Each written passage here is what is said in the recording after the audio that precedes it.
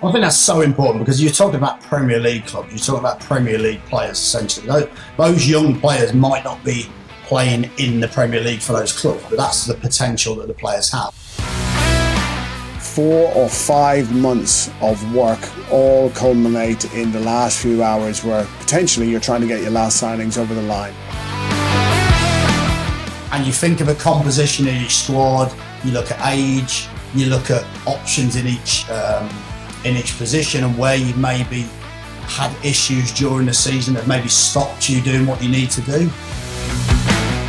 At these clubs, they have loan managers and they want to come out and see your club and see your environment and meet you to understand where are we exactly sending these players. When that offer comes in and you as a club turn it down, usually that next day or so, maybe the player will come and see you. Look, Gaffer, it's something I want to do, I want to move on. I don't think dealing with that player and dealing with whether or not you sell them is massively the problem sometimes. If you've got 3 players, you could get offered number 3 straight away. And there's always a bit of you as a manager thinks, well, where's number 1? Welcome, football fans, to Breaking Lines, the podcast that takes you behind the scenes of the beautiful game like never before. I'm Gary Rowett, former player and manager, joined by the insightful Dave Carolan, a man with his finger on the pulse of football's beating heart. Together, Dave and I bring you unrivaled insight, context, and a few stories from the trenches. Join us as we dissect the game, break down the plays, and explore the intricate dance between managers, players, fans, and the beautiful game itself. This is Breaking Lines, where the game is more than just a match. Welcome back to Breaking Lines, and it's season 3. We're back again with some more topics, plenty of questions to answer, and plenty of stories to tell. Joined by Gary Rowett, who's back with us. How are you, Gary? I'm good, Dave. You can't shake us off, can you? Season 3. We didn't think we'd be on this when we first started this, did we? But yeah, it's been a good ride so far and very enjoyable, hasn't it?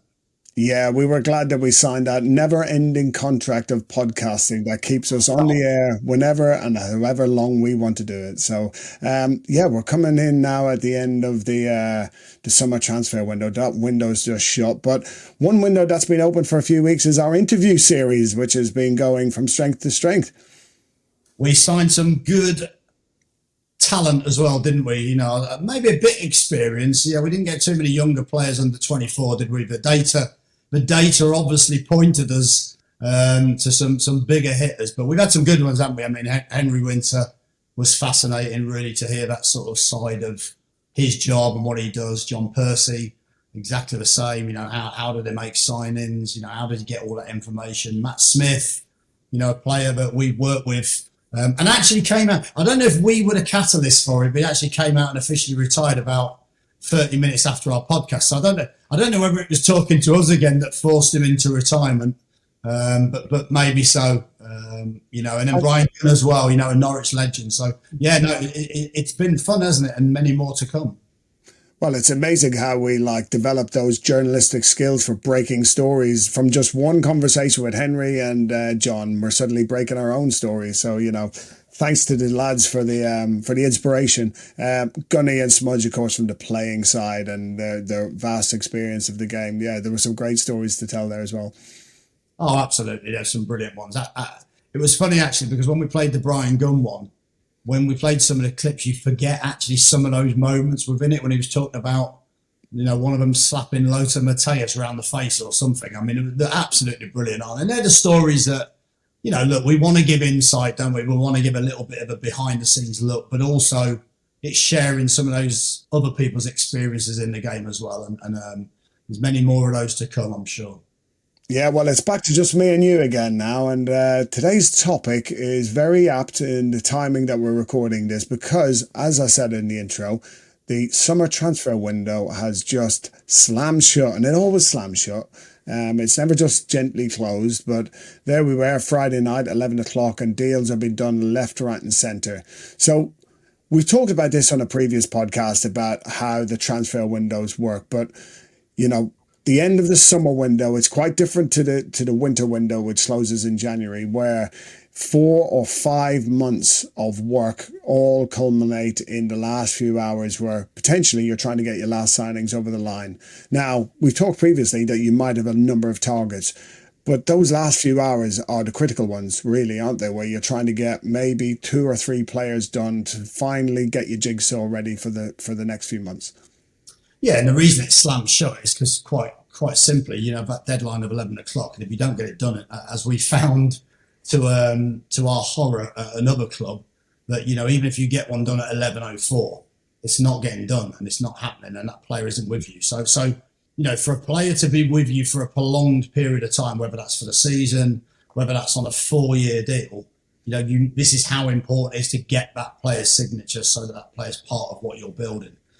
And you're exactly right, Dave. I mean, you know, the two windows are very different in as much as we know in January is about trying to find that extra little bit of quality that can get you over the line of whatever that line might be, whether that's staying up, whether that's mid-table, whether that's getting into the playoffs, whether that's the top two. But in the summer's different. You know, you finish the season as a manager, you evaluate maybe where you've dropped short a little bit or whatever that might look like or what the next challenge looks like. And you think of a composition in each squad, you look at age, you look at options in each position and where you maybe had issues during the season that maybe stopped you doing what you need to do or players moving on, you know. So, and then that summer window is really about building for the future. It's about building for the long term. It's about getting all those positions and players in place so that you've got enough squad depth, you've got enough quality, you've got goals in different areas at certain parts of the season. You can play different formations, you know, whilst also trying to think about creating value in the squad for the club, maybe reducing the age of the squad because the squad age has crept up over a period of time. So there's so many different facets to think about, to cover, to shape and change. However, it always seems to come down to those last few days, doesn't it? It's so mad how that happens. As a manager, I'd often felt like you'd start work virtually the day after the previous season finishes. And you'd be like 8 weeks later or 10 weeks later thinking, I might as well have just enjoyed myself for 8-9 weeks and then turn my phone on with a week to go, because actually you wouldn't have got much less business done. And that is the truth of the way it just concertinas all up into the last few days. You know, in those 8-9 weeks, obviously the work is taking place. There's a lot of phone calls going in. I suppose it's like some kind of poor dating game where it's kind of, you know, you're having to game, that's for sure. Yeah, that's a lot of ugly dates within this game as well, Dave, as we've seen in our previous. Yeah, they don't always end up going home, as Ian Holloway said, with her in the car, you know, for a coffee or whatever. He said that. But yeah, you're putting in a lot of groundwork, aren't you? Either with the club to try to build a relationship with them so they might send you their loan players. For example, Premier League clubs send out a lot of young players in this period, don't they? You know, it's their period for thinking, well, we've got some young players who need to go out and grow, and they need to go out probably for a year. So you see certainly an awful lot of Premier League loan players going out. And now at these clubs, they have loan managers, and they want to come out and see your club and see your environment and meet you to understand where are we exactly sending these players. We've had that a few times now. Yeah, and it's really important that you try and build that trust. You try and show what you're trying to do as a club, and you know, we've had some very, very good Premier League loans, and we've had some very good relationship with clubs. You know, we had a very good relationship with Arsenal at our last club, and lots of different clubs that we've spoke to over the years and taken players from. So, and I think you have to do that in a certain way. We've said it, haven't we? We've sat down with a loans manager, me and you, and you're trying to sell what your club's about. And you're trying to show the professionalism of how you're doing it. And you're trying to show that basically, above all else, this is a great next step for your player to develop. And that can come in different ways, can't it? It can come in the club, the environment. It comes in the league and the different challenge that league can offer the player. If a player's maybe been in League One and you're in the Championship, you're looking for that next step up. it comes about how you're going to support that player and how you're going to help them develop from a coaching perspective and a tactical perspective within that role within the team. It comes, like straight away the loan manager wants to know, well, okay, you want this right back, you've already got 2 right backs at the club. So is he going to play? So again, you have to justify where you see that player fitting in. You have to look at the data from your perspective and you have to say, well, these are the sort of reports we would provide. Give us a flavour of that, because those are the things I think that a lot of clubs maybe don't offer, but we felt was important to actually build so that we would continually get players. But obviously you have to back that up on the pitch. So yeah, share a little bit about those loan reports that you'd have to provide. Yeah, I think that's something we had developed for a number of years ago, didn't we? When we first started working at Birmingham, when we started to have some loan players in there, we felt it was important to share information back. And it's certainly now become ever present now in the loan signings that you do, that you're expected, whether it's weekly or monthly, or whatever the periodic nature might be, that you are sending the data back. And that'll be their physical performance, their match data, their statistics, their video clips, the coaching feedback. You're also expected to send over some detailed reports on how they performed in each game and maybe how you've worked with the players to develop them. I know some clubs, for example, run a league table of the performance of the clubs that they send loan players to. So each club is rated for the quality and the speed of the information that they share back, because when it comes to the following year, if you're not a high performer in terms of interacting with the kind of host club as such, the club that's sending out players, they're not going to send you players. So there now really is an expectation that data is shared in a timely fashion and with good detail to the team that you want to get a player from. So yeah, we've certainly created that. You spend a lot of time making sure the data is obviously accurate, but it's presented nicely so that they look like, or you look like you're taking care of the player and you're investing time to make sure that the reporting between the two clubs is really, really good. I think that's so important, because you're talking about Premier League clubs, you're talking about Premier League players essentially.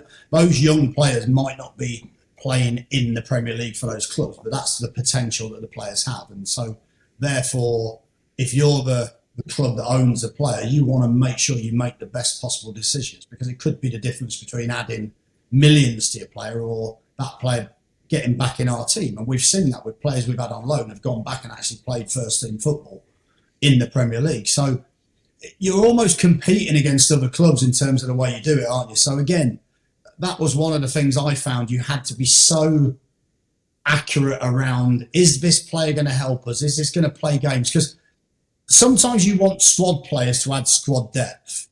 I never thought that was the right thing to do, to take a Premier League loan to add depth, because suddenly you're not playing that player. He's not getting the game time. That club's ringing up saying, why is he not playing? I know there's an emphasis on the player to perform, and sometimes if a player doesn't perform well enough, he ends up out the team. But I think that at least you have to take that player with a view to playing him and him getting minutes and a chance for him to stamp his authority on the game, therefore to develop well. So I think there's certain key decisions to be made, and you have to do a lot of research within it. And you have to stay true to that, because you want the next player the next season and the season after. Again, you look at Arsenal, we've got Dan Ballard. We then get Brooke Norton-Cuffy. You then hope that you then get the next one the next season. And I think that's always how you have to process and how you have to think long term. So there's so many things that go on with that. And also with a tournament like the Euros, that they're going to stay and train at their clubs till late on pre-season. By that stage, there's probably 7 or 8 championship clubs want that player, because often they're a player that make the difference. So that takes time, and often that goes into the last couple of days of the window, where you're pitching for the player. You might have met the loans manager at the club, you maybe spoke to the player and the agent, and you're still waiting for an answer. And they could easily just turn around and say he's going somewhere else. And that can be very frustrating. It's like a real bad series of Love Island or something like that. Not that I've watched Love Island, of course. You're driving someone home for a coffee. which I thought was a bit odd. And now you're talking about Love Island, Dave. Have you been speaking to the kids? You're down with the kids on this episode, aren't you? Yeah, that's it. Yeah. Well, the first one is like an old reference to a previous manager in the game who has used many different forms of phrase to describe getting a player in during the transfer window. We'll probably share that in one of the clips, but in terms of Love Island reference, you can see that the clubs are circling the other clubs to say, well, who should we have a match with in terms of sending our player, and then they're bringing their player to the club that they feel is the best fit. But I suppose you've also got the other side to it, haven't you, where you've got a list of targets. So how does that work? So each position you're going to have 3 targets, 4 targets. You must rank those in terms of priority in some way, shape, or form. Yeah, you forgot the Love Island bit as well, but a bit like footballers, most of them are sat around all day doing very little. Yes, there is that, yeah. Getting paid probably too much. Yeah. I think, look, you have a list in the summer. I think so the season ends, and, it isn't just when the season ends. You're probably starting, genuinely, you're starting this recruitment process probably around March time. So March time, the recruitment team, you're having meetings probably once every couple of weeks. Here's some of the targets. Can you watch them? Do you like them? And it interferes with your job in some ways, but it's a big part of your job in other ways. So you have to spend that time while you're trying to prepare and win games of football. You're also having to watch players that you might not sign for 3 or 4 months, but that's part of it. So that process would go all the way to the end of the season. Usually at the end of the season, you'd have a bit of a list. So whereas sometimes you'd want a list of maybe 6, 7, 8 players, often your recruitment team would maybe give you a list of 3 players because they wouldn't want to give you too many.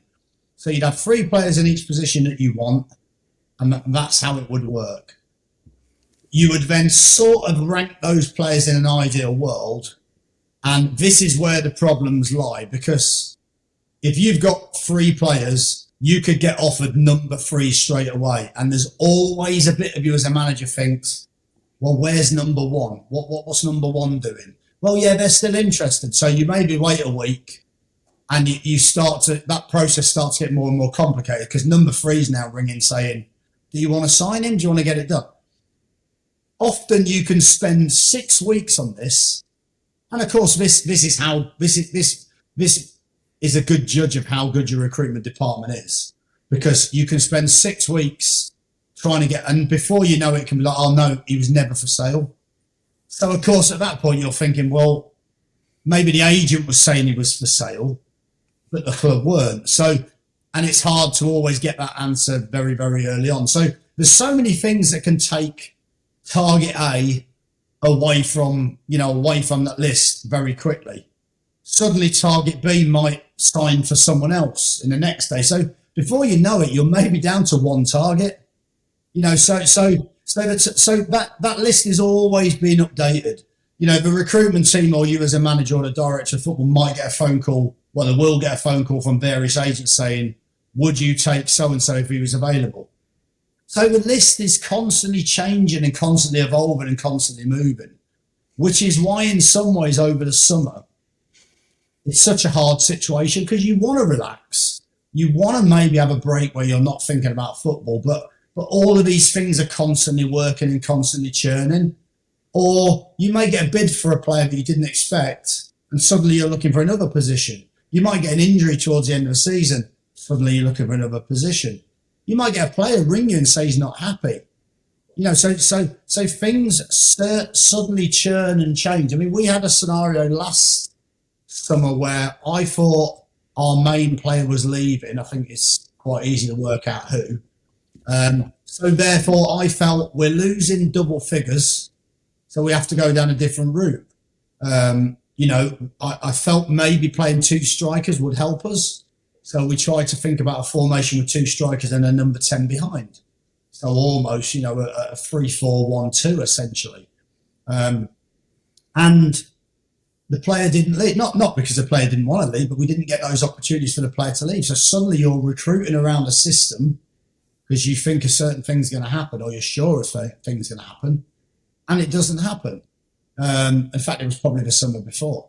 But so there's a lots of things that can change in shape and you know, force you in a different direction. But you start the window with all the best intentions, with all the hard work.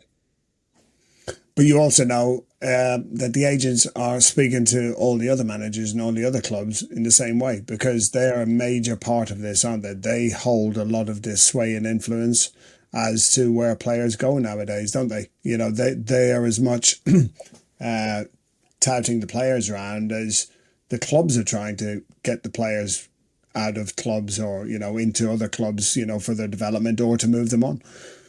Yeah, and you know that speaking to other managers, you know that when you know the agents, you know, some agents will say, look, we are speaking to such a, but there's always a classic one where what a lot of the agents do is they'll say, like, let's say I'm at Burton, and at the time, like a Fleetwood and a Bradford were pushing for the same sort of positions in the top part of the league. It's amazing how many players Fleetwood and Bradford are also interested in, that you're interested in. So you're sat there going, well, there might be an element of truth in it, but also there's that kind of, you're going to lose this player to one of your competitors. So therefore, what are you going to do? And it's a great strategy, isn't it? Just to maybe make you start thinking, oh God, maybe we're going to have to pay a little bit more or whatever. So there's so many different little games that go on behind the scenes. And of course, as a club, you'll play similar games in different ways, you know, so you understand it. Often there's telltale signs of what's going on. So if a club or an agent are really, really keen and suddenly the trail goes cold, no one's returning your calls, no one's picking up the phone, you know they're onto another deal and they're trying to get another deal done. Warning signs. Warning signs, red flags, flash, boop, boop, boop, and you sat there going, okay, I've been here before. And that's only experience that tells you those things, because you've had it done a million times. Also, sometimes when agents come back on quick, you know there's maybe a window of opportunity that you've got to step in and do something. So, and sometimes you're doing the same. You're spinning 2 or 3 plates knowing that they're not the ones you really want, but they might be if you don't get a player you truly want. So there is an interesting dynamic. The agents are, you know, people talk about agents and say, you know, this, that, and the other, maybe sometimes in a negative way, but you need the agents in the game. You know, like it's the agents that help move the players. It's the agents that help do the deals. You can argue some of those deals are maybe rewarded in probably too big a way in certain instances. But if you've got a top player, it's like being a top manager or a top player. You know, you can ask for you know, if you're Pep Guardiola, you're not telling me Guardiola's going to say, well, just pay me what you think I'm worth. Like, he's in a position where he can warrant whatever he wants, and somebody might pay it. So at some point, why wouldn't you explore that? You know, and it might be unrealistic, but at the end of the day, that's a competitive market, isn't it? You pay for the best, and you maybe pay more than you want to pay. I'm using something like that as an example, of course. Yeah. The agents will, you know, I've had scenarios where it's a year's loan for a player. The agent wants the player to get more than his wages. So let's say the player's on 10 grand a week, they might be asking for 20 grand a week so the player can get extra. The agent's fee may be at a level where you're thinking, wow, that's a year's loan. I remember a scenario about 6 or 7 years ago where one agent was asking for about 300 grand loan fee for one season, and the player wasn't even our player. And I'm sat there thinking, you know, there'll be players in our squad that are not even on that for a year. You know, so you know, but somebody else may well be paying that agent that fee. So you know what? Why would the agent bring him to you if that fee's lower? Of course, there's a morality point of view. Is the move better for the player, or is it just a fee? So there's always going to be that fine line, but that happens all over the place, you know, and that's what you've got to navigate as the manager and as the club, you know. So, and you want the best players, so therefore you're going to have to pay the most money. Okay, let's flip it here. So it's getting towards the end of the window. You're happily building your squad, ready for your assault on winning the league, whatever league it might be. And then 2 days to go or 3 days to go, one of your players is suddenly about to be sold or comes to you saying, I've got a chance to move somewhere else. It's a key linchpin player for you. How disruptive does that become, and how does that suddenly change what you're potentially going to be doing in the market? Because you sometimes see it either a player who's doing really, really well for you, or it's somebody who maybe hasn't started the season too good. They feel they're not going to have a good season at your club or at getting in the team enough. So they suddenly are now throwing you a curveball of they want to leave. Yeah, I think sometimes they're easy in some ways, because if a player's not performing, then it's a lot easier to make that decision rather than a player that's your best player, for example. Or often, if a club comes in for a player, it's because they've done well and they're a real asset. And of course, you always have to think about, the value. If you sign a player for X and then someone offers you 7 or 8 times that money a year later, that's a damn good investment and that's a damn good deal. Whether you choose to accept it, of course, is down to the owner and down to the strategy of the club. But sometimes from a value perspective, you have to say, okay, well, why don't we take X and then we'll reinvest it in 3 or 4 players, and maybe next summer we'll have 3 or 4 offers of the same level. Again, you've seen teams like Brighton, Brentford, use these models very, very successfully. Bristol City, very, very successful in terms of invest, develop, and cash in essentially, and then reinvest it. So Absolutely. There's so many different scenarios around it. I think some of the challenging bits of it, if a player gets an offer, they've known about it for a while usually. So when that offer comes in and you as a club turn it down, usually that next day or so, maybe the player will come and see you. Look, Gaffer, it's something I want to do. I want to move on. I don't think dealing with that player and dealing with whether or not you sell them is massively the problem sometimes. Sometimes the problem for me is that you end up spending 2 weeks where everybody around you've seen it, Dave. You've heard it. Everybody is talking about that deal and everyone is talking about whether that player is still going to be it. And sometimes it's the negativity and the lack of focus that becomes the issue. Look, you're in the canteen, you hear it. What's that been like where players move? And it's exactly that, isn't it? Yeah. It's the subject of conversation on the breakfast tables and over lunch. Is like, is it happening? When's it happening? What does that mean if it does happen, or if it doesn't happen? Is it that he can't get the move because the club aren't letting him? In which case, players start questioning whether the club are standing in a player's way, or is it that if the club let somebody who's good go, how ambitious are the club? So there's lots of things going on, aren't there? I don't think any players particularly begrudge a player who's been successful and really contributed moving on. They genuinely want to see people progress in the game. But they also want to see, it sends signals, doesn't it? It sends signals into the dressing room as to where the club is at. Because if you're willing to let our best player go, does that mean you don't really think that we're going to be good enough? Everybody probably understands the financial bit, but it's not pound notes and or bank balances that are playing on the pitch, are they? Players want to play with good players, and when they see good players leave the building, even though they kind of wish them well, they probably want them in the team as well, because that gives everybody a better chance of success. And maybe that's why we saw it years ago. I can't remember whether was it Shaquille O'Neal or something. Where his own players, his own teammates were willing to pay him more out of their own pockets to keep him at the club he was at, because they knew they would win more games. And ironically, they'd earn more in bonus than they would do from actually paying him to play with him. Now, I'm not saying that I've ever seen a player do that at our level, but it does obviously become the subject of conversation as to what is going to happen in the next few days, and that will send a signal into the dressing room. And that's something you're going to have to deal with when you've got a load of either players who are now disillusioned or players who are feeling, right, here we go. The club have backed the good player staying with us. They've given him a better contract or an extension, which tells everybody, we're going for it. We're ambitious. Yeah, I think you're right. I think there's certain statements you can make with some of those situations. The players are talking about it because because they're unsure. They don't want that player to leave. If that player leaves, is that a sign the club are just going to be happy with mediocrity this season? There's all sorts of little messages, isn't there, that players read into, not always correctly, as we found. They will read it because they don't know what you're going to do in place. But there are certain scenarios, definitely, that send messages to the other players.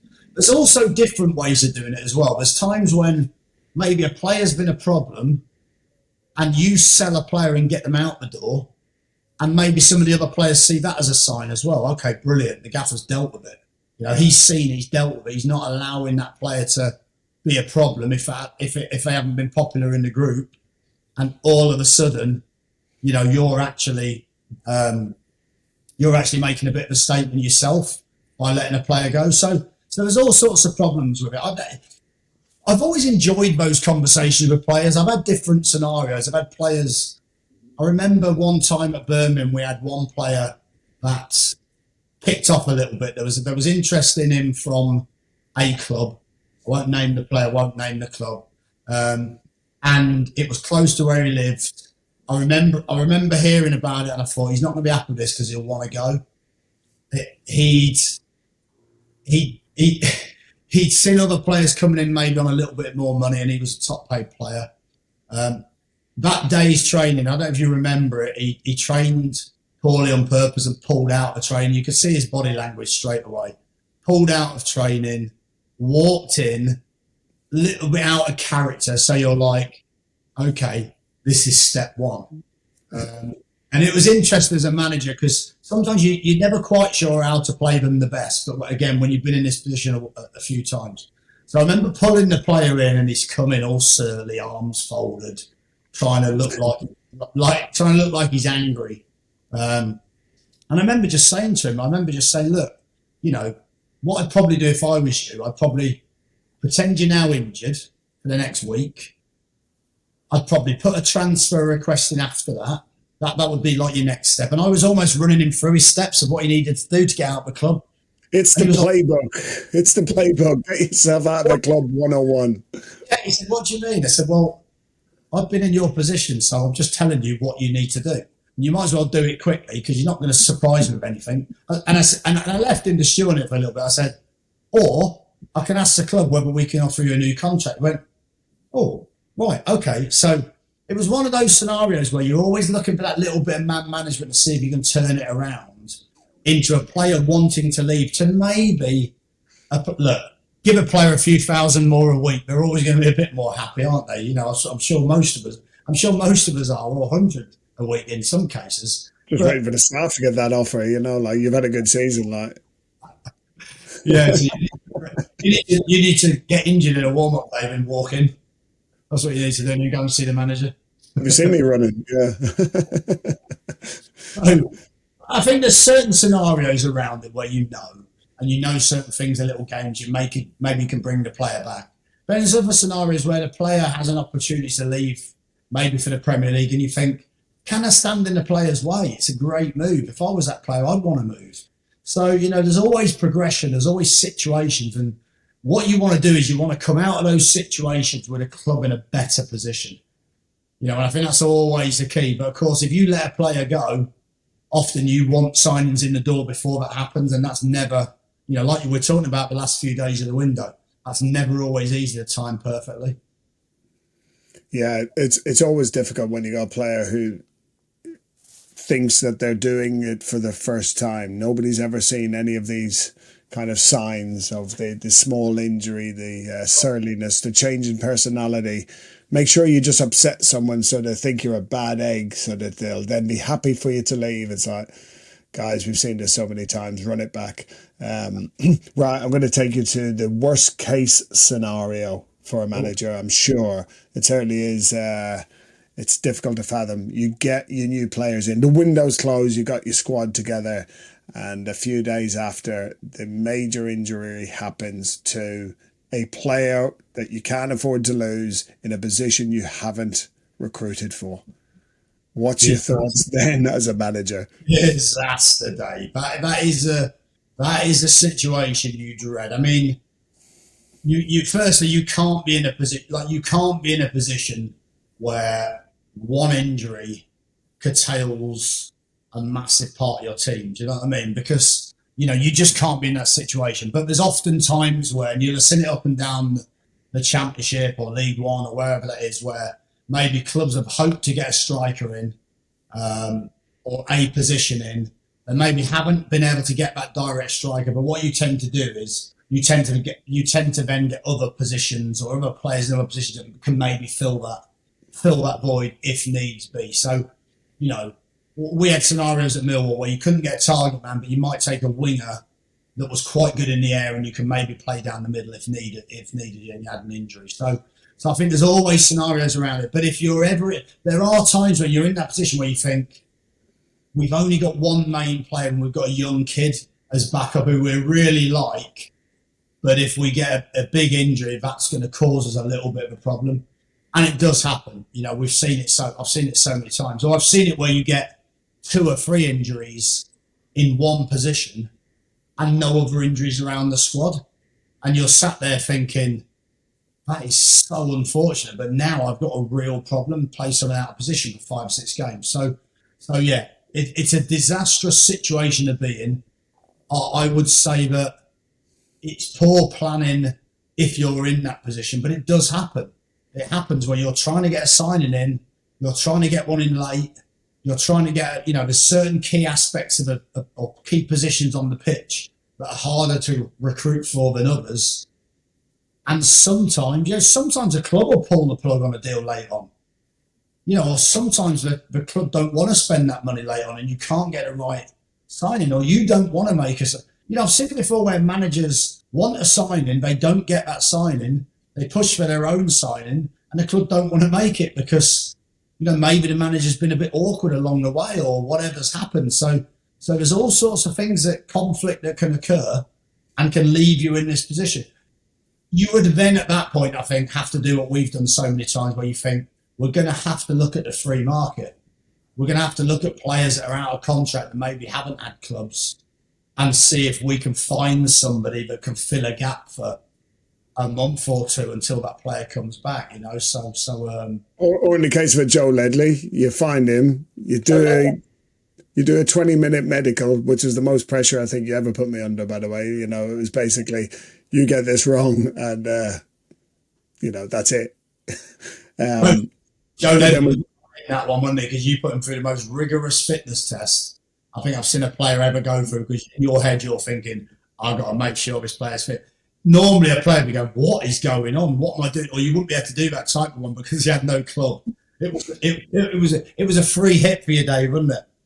Well, you say that, like, I couldn't make Joe do his normal dance because, like, he hadn't been training anywhere for ages, and we all know about Joe Ledley's dance. We'll probably do a clip of it as we put the podcast out, but yeah, Joe came in. It was myself and Robin at Derby doing the fitness test, and it was basically, you better get this right. And I think we did, like, because he came straight into the team and, like, I think we only lost one game in 18 or something like that. So well done, me. Well done, Robin. You took the credit there, mate. Oh, yeah, 100%. There are times, though, aren't there, where, you know, that's a good example. We spoke about it before, but where you're trying to sign a player to make the difference. You let, in that case, you let a popular player go, and you have to make that difficult decision because you need to change it up and go like for like. The deal you're trying to do, or we were trying to do, didn't happen. I think it got passed through at 11:03, but didn't happen, didn't get ratified. So you're now sat there with nothing. So you're thinking, what do we do? And I remember that distinctly. It was like we were going for someone a little bit younger with a bit more energy that would give us something a little bit fresher. In Kifton, I think he was like 26 at the time. Yeah. You're then in a scenario where the best option available was a 34-year-old who maybe people have felt wasn't as mobile as he was previously. And we had Tom Huddleston in midfield at the time. So you're thinking, are these two in midfield going to get overrun physically? Or, you know, and it just was a great example of, you can't always fit, the jigsaw doesn't always fit exact in football, does it? There's not a perfect piece for the perfect space. You know, often someone brings something that's really untangible at the time. Well, it's not untangible, it's experience. And he went in alongside Huddleston with no game time whatsoever for like 3 or 4 months. And like you say, we lost one game in 18. It was crazy. Maybe in the end, that would catch you up a little bit. But it was amazing how that worked, wasn't it? And I'm sat there every game thinking, we're going to get outran. We're going to get overrun in midfield. But we didn't. It just became almost like the perfect piece for a few months in terms of results. But yeah, it doesn't always work like that, does it? I've also done it where I brought people in on trial. I brought people in to have a look at, and you're sort of thinking there's often not always, but there's often a reason why someone's out of contract and hasn't had a club often, in sort of February, isn't there? And it's hard to find players that are the ideal fit for you. Yeah, and I think there's also a difference in that summer window is you want someone who's going to culturally fit in especially if they're coming in for a year. That character piece is even more important. In January, you're kind of thinking, well, it's kind of 3 months, get to the summer, and then it's done. We might need someone who's going to potentially just be a big influence on the pitch. The summer window tends to be more about taking in people who are going to be with you for a year, and they have to fit into your culture and hopefully add positively to that as well. So character is just as important, and that's hard to weigh up if you're doing those last minute signings as well. We don't really have time to speak to enough people here to find out if this is the type of person we want in, even if they are the type of player you want. Yeah, and I think that fit's so important, that the character for the group, character for how you want to play, and some of those parameters. It's amazing how many times in a window you start to feel, okay, can we sort of forgo that little bit? Will it matter? And you start to allow some of these things to creep in your head. They're not right. You wouldn't normally sign a player in that circumstance, but because it gets later and later, you try and justify it within yourself, and people in the club try and justify it because you need to get deals over the line. I think there's certain clubs where you need to find the right fit. There's certain things you need to do to try and find the right fit. I mean, social media is a great tool nowadays to look at. If a player's got a social media profile, you can get a little flavour of what that player's about a little bit. Is he posting loads of pictures with the lads in Ibiza or wherever in the summer, or is he posting loads of pictures of his family? He's like with kids and wife and whatever. It doesn't always give you the right flavour. The one with the lads in Ibiza is in his private account that we don't ever get access to. We never see that. You just need someone who has private members access to their Insta feed or whatever other social media they're using. Yeah, players out there, just before the window, delete all your pictures that might give the wrong impression. There's a tip from us. I was going to say. Make sure you're not friends with anyone who's currently in the club when we ask them, like, have they got a burner account or something like that? Right, cool. So many different ways. Perfect. And please don't be on Love Island at any stage, because we'll know how you act when it comes to dealing with us as a club. But there we are. Yes, the summer window is closed, and now we're into the season-long marathon that it is. They say it's a marathon, not a sprint, but it's already underway. So let's see how the club's go in the next few months. We will watch on with interest.